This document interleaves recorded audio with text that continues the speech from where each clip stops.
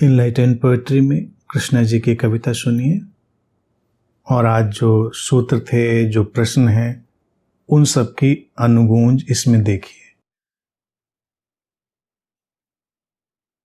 क्या अच्छा और बुरा क्या, क्या अच्छा और बुरा क्या, क्या खोटा और खरा क्या, क्या सूखा और हरा क्या, क्या खाली और भरा क्या। सोच समझ ज्ञान के, सोच समझ ज्ञान के सबके अपने अपने तल हैं। ये सारे तल भी हैं कैसे, बदल रहे ये पल पल हैं। कभी ये बहता हुआ जल हैं और कभी बस दलदल हैं। अंतिम नहीं है कोई बात, कुछ भी नहीं है अकस्मात।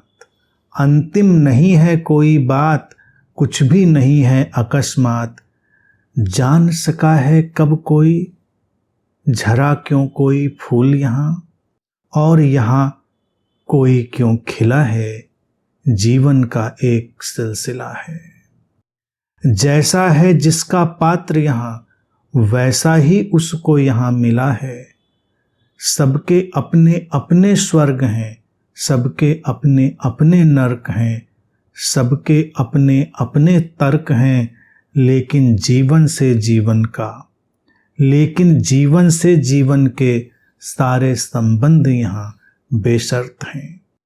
क्या जीता और हारा क्या, क्या जीता और हारा क्या, क्या मेरा और तुम्हारा क्या, क्या मुक्ति और कारा क्या, क्या मीठा और खारा क्या। सब अपना ही प्रतिबिंबन है, कण कण में जीवन का अद्भुत और अनूठा नर्तन है। हर स्पंदन में अपना स्पंदन है। जो सोया है उसको ये विष है, जो सोया है उसको ये विष है। जागे हुए को जीवन चंदन है। अंत में इस सारी लीला के स्वयं को स्वयं का वंदन है।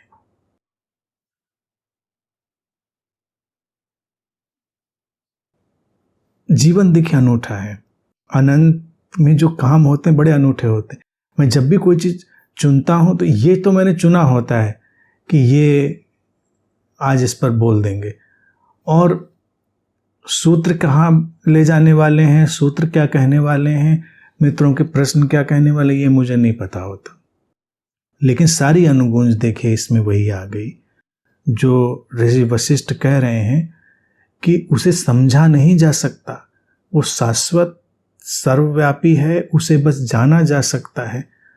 तो वही अनुगूंज यहाँ भी आ गई कि नहीं जान सकते बहुत सारी चीज़ें, और हम विभाजन भी नहीं कर सकते। जैसे अभी बात सूत्र जब योग वशिष्ठ का हम बोल रहे थे, हमने कहा कि प्रकाश,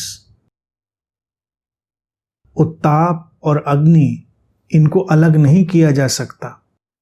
लेकिन तमाम से तल बनते चले जाते हैं, तमाम से तल अलग अलग ढंग से सक्रिय हो जाते हैं।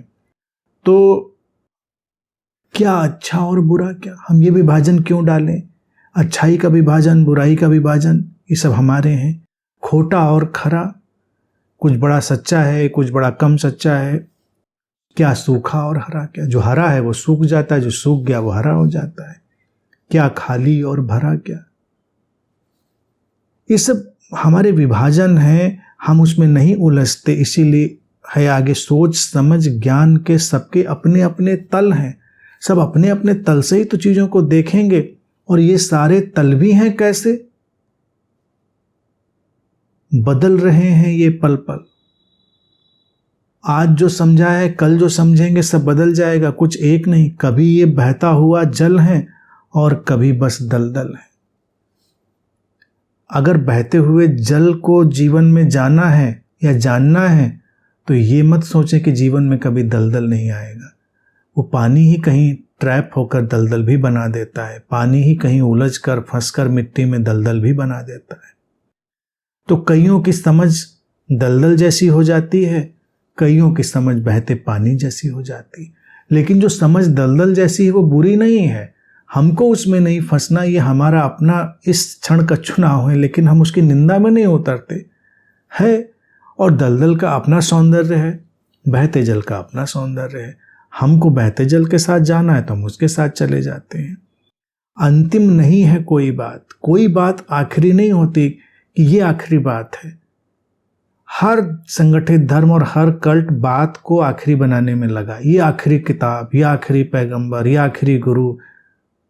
काहे को आखिरी? ये अनंत जीवन है। पैगंबर पर पैगंबर आते रहेंगे, किताबों पर किताबें आती रहेंगी, गुरुओं पे गुरु आते रहेंगे। सिखों ने बड़ी अच्छी परंपरा शुरू करी, गुरुओं के सर्व स्वीकार की, और आखिर में जब कल्ट बनाने में आए, धर्म बनाने में, तो फंस गए आखिरी गुरु। आखिरी क्या होता है? आखिरी कुछ नहीं होता। अंतिम नहीं है कोई बात, कुछ भी नहीं है यहां अकस्मात। अचानक कुछ नहीं हो जाता।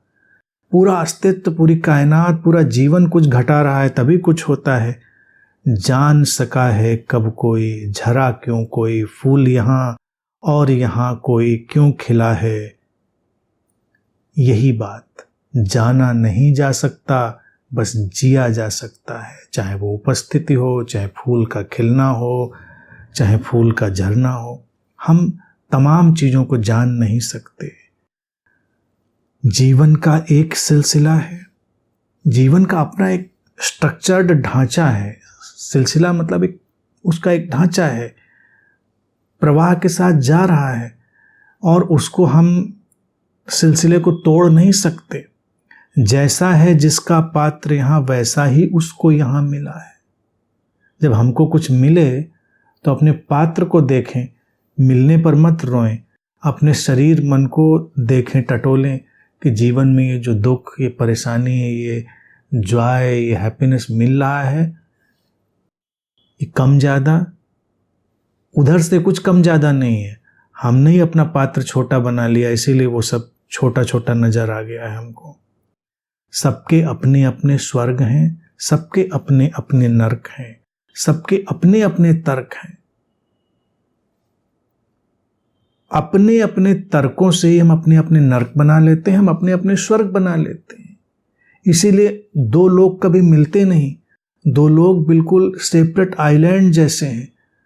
वो अपने ही स्वर्ग, अपने नरक में रह रहे हैं। उनकी अपनी खुशियां, उनके अपने दुख, उनकी अपनी मान्यताएं, उनकी अपनी जड़ताएं, उनकी अपनी सारी स्थितियां हैं। लेकिन जीवन से जीवन के सारे संबंध यहां बेशर्त हैं।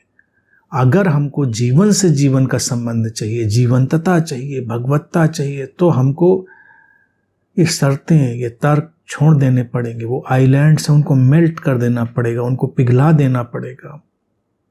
क्या जीता और हारा क्या, उस पिघलाने के लिए क्या करेंगे, उन धारणाओं को गिराने के लिए क्या करेंगे, ये सारी चीज को अपने जहन में बिठा लेंगे कि भाई इतना मायने नहीं है। क्या जीता और हारा क्या मुक्ति और कारा क्या। हार भी एक कॉन्सेप्ट है, जीत भी एक कॉन्सेप्ट है। जीत हार बदल जाती है। मुक्ति भी एक कॉन्सेप्ट है, कारा यानी बंधन, कैद, वो भी एक कॉन्सेप्ट है, वो भी एक धारणा, वो बदल जाते हैं। क्या मीठा और खारा क्या। मीठा और खारा इतना विभाजित नहीं है।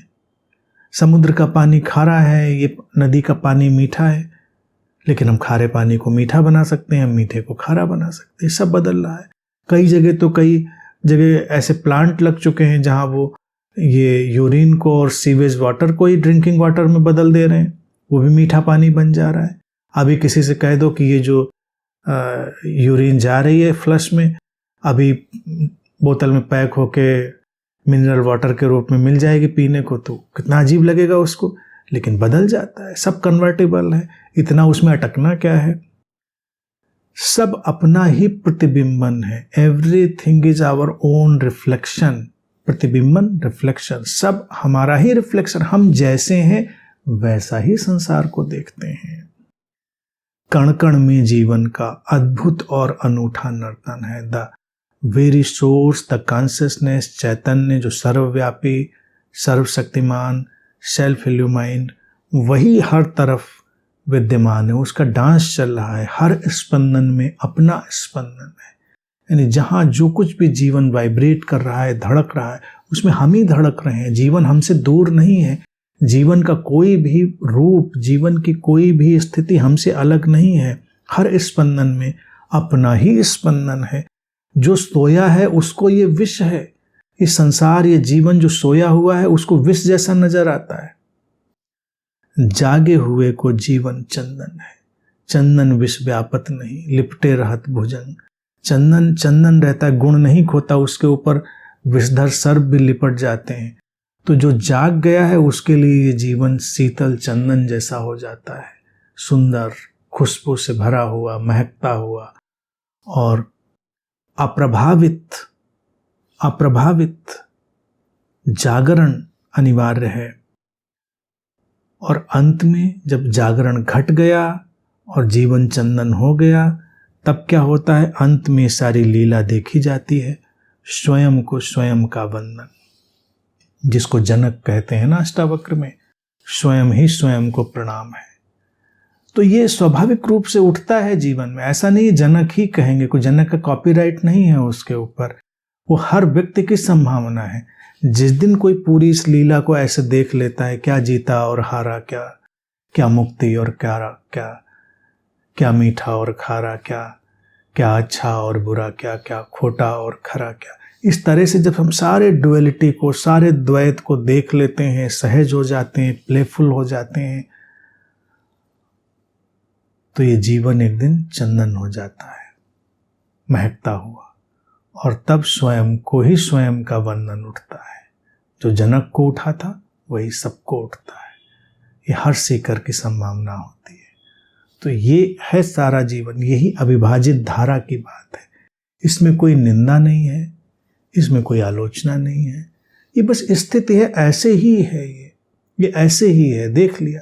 सबके अपने अपने स्वर्ग हैं, अपने अपने नर्क हैं। ठीक है, हम उसमें कुछ कर नहीं सकते, क्योंकि उनके अपने अपने तर्क हैं। अपने तर्कों को गिरा लेंगे, उनके स्वर्ग और नर्क गिर जाएंगे। तो हम केवल कीमिया जानते हैं, हम केवल अल्केमी जान सकते हैं, हम केवल पाथ जान सकते हैं, व्यवस्था जान सकते हैं। और सर्वोपरि जानना क्या है, इसको हम जान नहीं सकते। इसलिए उसमें दिमाग मत खपाएं। ये फूल क्यों खिला, ये फूल क्यों झड़ गया, ये सुबह क्यों हुई, शाम क्यों हुई। ये जीवन का एक सिलसिला है, मिस्ट्री है, रहस्य है।